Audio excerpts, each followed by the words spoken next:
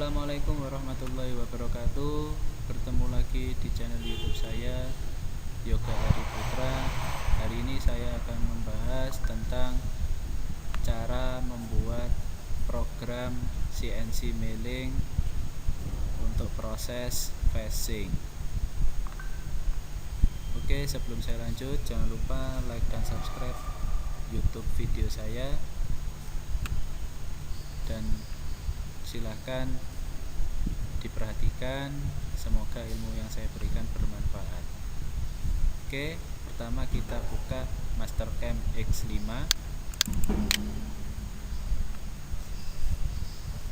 Kita buka Mastercam X5. Ini saya close. Jadi di sini ada tampilan Mastercam X5. Kita nyalakan view-nya, VCS-nya dulu. Ketik F9, nanti akan keluar tampilan seperti ini. Jadi di sini saya akan mempraktekkan cara membuat facing, toolpad facing untuk CNC milling. Pertama kita gambar dari 2D benda kerja kalian. Jadi misal kalian memakai benda kerja ukuran persegi panjang, silahkan digambar ukuran persegi panjang mengikuti dimensi yang kalian ukur di benda kerja yang asli. Misalnya ketemu 100 kali 40 atau berapa, silahkan digambar mengikuti dimensi kalian. Di sini saya simulasikan benda kerja yang saya miliki adalah persegi dengan ukuran 50 kali 50. Jadi ini saya buat panjang 50, ke atas 50. Kalau sudah, klik OK. Kalau gambar kalian hilang, itu bukan berarti tidak tergambar, tapi gambarnya terlalu besar. Garis persegi yang saya buat tadi terlalu besar, jadi sehingga gambarnya tidak terlihat di sini. Caranya bisa di-scroll melalui mouse, atau klik fit bagian yang ini. Nah, nanti akan keluar gambar yang kalian buat tadi. Oke, gambar sudah ada. Sekarang kita buat program facing untuk CNC milling. Langkah yang pertama adalah memilih mesin tipenya. Karena kita mau pakai milling, berarti pakai yang milling default. Di sini sudah keluar operation manajernya, mesin group 1. Setelah itu toolpad, kita buka toolpadnya, bagian ini toolpad, pilih bagian facing.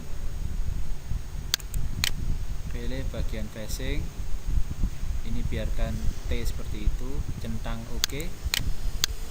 Chain, pilih posisi yang chain, klik garisnya sampai keluar tanda warna hijau, panah warna hijau. Ketika kalian klik garisnya ada panah warna merah, itu berarti posisi dari ujung-ujung sudut-sudut gambar kalian itu ada garis yang kelebihan atau garis yang tidak menyambung. Jadi pastikan garis ujung-ujung bagian ini itu menyambung dengan benar dan tidak terlalu lebih atau kurang. Oke, lanjut. Di sini sudah keluar panah warna hijau, berarti garis ini sudah menyambung. Setelah itu klik centang OK. Akan keluar tampilan 2D toolpad untuk facing. Di sini ada toolpad tipe. Pilih yang facing. Kemudian toolnya kita simulasikan pakai end mill, diameternya 10. Dan untuk holder, shank diameter, overall solder fluid ini mengikuti pahat dan holder yang kalian miliki. Jadi silahkan disesuaikan mengikuti ukuran yang kalian setting di tool kalian atau di holder kalian pahatnya. Di sini saya akan mensimulasikan hanya diameternya ukuran 10 untuk holder dan kawan-kawan. Sementara saya pakai bawaan Mastercam. Oke, kalau sudah saya centang oke. Oke. Nah, di sini ada feed rate. Kita isi 150. Feed rate dicari dari rumusnya, tetap pakai rumus, tapi di sini saya simulasikan ketemu hitung-hitungannya 150, pelang rate-nya 50, spindle-nya 1500. PPT dan CS dia otomatis terisi. Jadi ketika kalian mengisi feed rate, pelang rate dan spindle, CS dan VPT, ketika kalian klik di kolomnya, dia akan otomatis terisi sendiri. Holder silahkan dicari sesuai holder yang kalian miliki, tapi jika kalian tidak tahu holder jenis apa yang kalian miliki, silahkan dikosongi, tidak apa-apa. Cutting parameter, saya lanjut di cutting parameter. Di sini ada zigzag, one way, one pass, dynamic. Kalau untuk facing, untuk proses yang one way ini akan membutuhkan waktu yang lama, karena dia akan setelah maju dia akan mundur, maju lagi, mundur lagi. Rata-rata kalau facing biasanya pakai yang zigzag. Dia setelah maju dia akan langsung ke bawah, langsung makan ke kiri, ke bawah lagi, makan ke kanan, dan seterusnya sampai posisi terakhir benda kerja kalian. Across, overlap, along, extension, ini kita ikuti bawaan Mastercam. Maksimum step overnya silahkan disesuaikan dengan kebutuhan. Jika kalian pengen 75%, berarti ini adalah 75% dari diameter 10. Tapi jika kalian pengen aman atau safety, biasanya maksimal itu 50% dari diameter toolnya. Jadi nanti otomatis di sini akan keluar diameter 5. Tapi kalau bendanya lunak, silahkan gunakan 100% atau 90%. Tapi jika benda kerjanya keras, silahkan step overnya dikecilkan, karena takut pahatnya patah kalau terlalu besar yang dimasukkan step overnya. Oke, saya lanjut di depth of cut. Depth of cut saya nyalakan. Maksimum rock stepnya 0,5. Finish stepnya kita buat 0. Jadi kita pilih keep tool down. Jadi setelah dia makan facing pertama, dia tidak naik, tapi dia akan langsung turun dan makan ke ukuran selanjutnya sampai ukuran yang kita inginkan.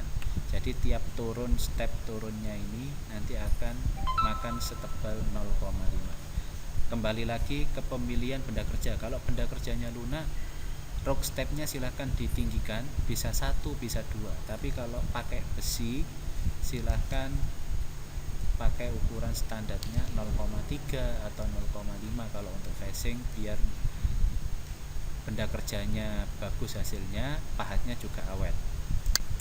Linking parameter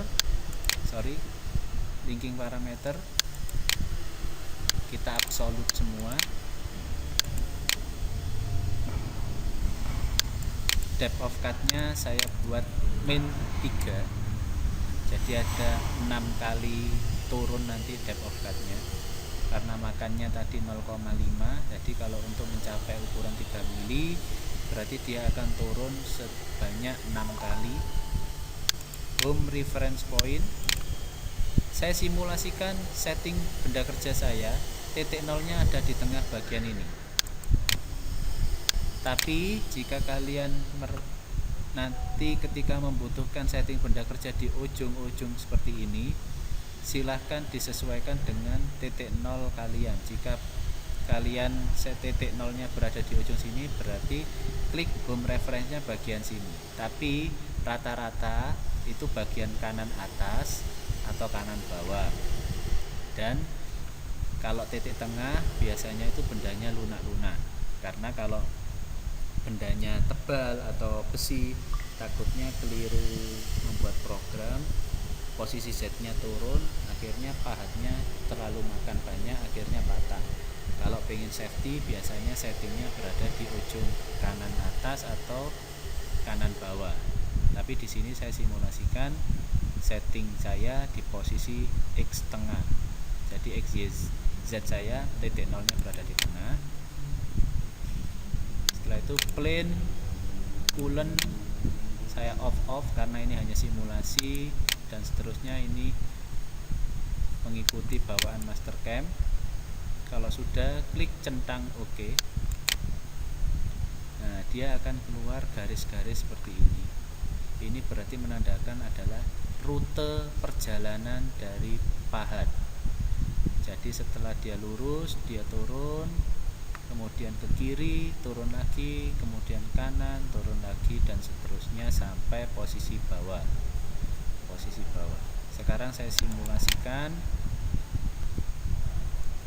Oke, saya lanjut. Saya simulasikan. Di sini ada verify select operation. Saya verify. Kemudian ini saya pelankan perjalanan pahatnya biar kalian tahu posisi perjalanan pahatnya. Kemudian ada option yang warna kuning, saya klik. Pick stock cornernya saya klik. Nah, ini pastikan mengikuti ukuran persegi kalian tadi. Silakan diklik bagian ujung sama ujung. Nah, dia nanti akan keluar. Setelah itu centang OK. Dia akan keluar tampilan seperti ini. Berarti ini simulasinya, benda kerjanya segini. Kalau sudah, saya play. Nah, di sini makannya kok terlalu banyak Pak awalnya. Berarti settingnya benda kerja yang di pick stop cornernya tadi silahkan dirubah ke posisi 0. Ini saya stop, saya back. Optionnya saya klik lagi. Di sini ada min point, max point, dan margin.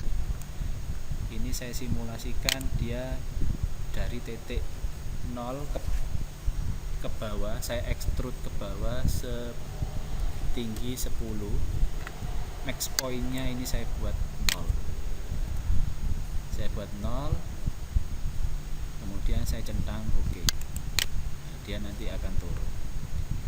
Saya play lagi. Nah, dia ini sudah mulai makan 0,5. Kita tunggu sampai prosesnya selesai. Kalau kalian pengen cepet, ini bagian ini yang orang gambarnya lari, silahkan diklik. Nanti dia pergerakan paham simulasinya akan semakin cepat. Oke, jika dari simulasinya oke, tidak ada cacat warna merah, berarti simulasi phasing ini bisa dilanjut ke pengambilan programnya. Ini saya close.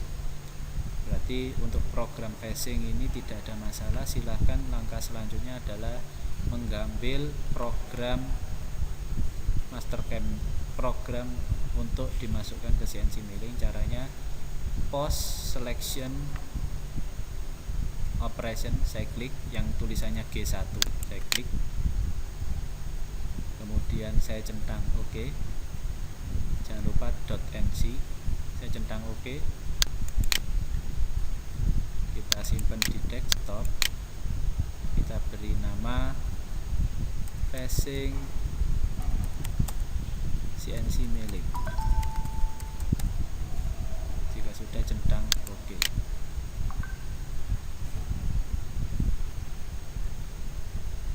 Nah, di sini sudah ada program-program yang siap dimasukkan ke CNC milling. Tinggal kalian biasanya menghapus beberapa program ini seperti tulisan ini, biasanya CNC tidak bisa baca, silahkan dihapus. Terus bagian bawah biasanya juga dihapus, misalnya A0 ini dihapus, biasanya seperti itu. Termasuk yang atas ini juga ada A0 nya. A0 ini dihapus, yang fungsi-fungsi G-code-nya tidak perlu, silahkan dihapus, tinggal disesuaikan dengan CNC-nya. Kalau CNC-nya bisa membaca semua program ini, silahkan dimasukkan, tidak masalah. Tapi kalau misalnya CNC-nya tidak bisa membaca semuanya, silahkan dihapus yang menurut kalian CNC kalian tidak diperlukan. Oke, sekian, terima kasih. Mungkin ini pertemuan pertama untuk pembuatan program. Di video-video selanjutnya saya akan membuat program-program toolpad yang ada di X5. Oke, terima kasih. Semoga ilmu saya bermanfaat. Assalamualaikum warahmatullahi wabarakatuh.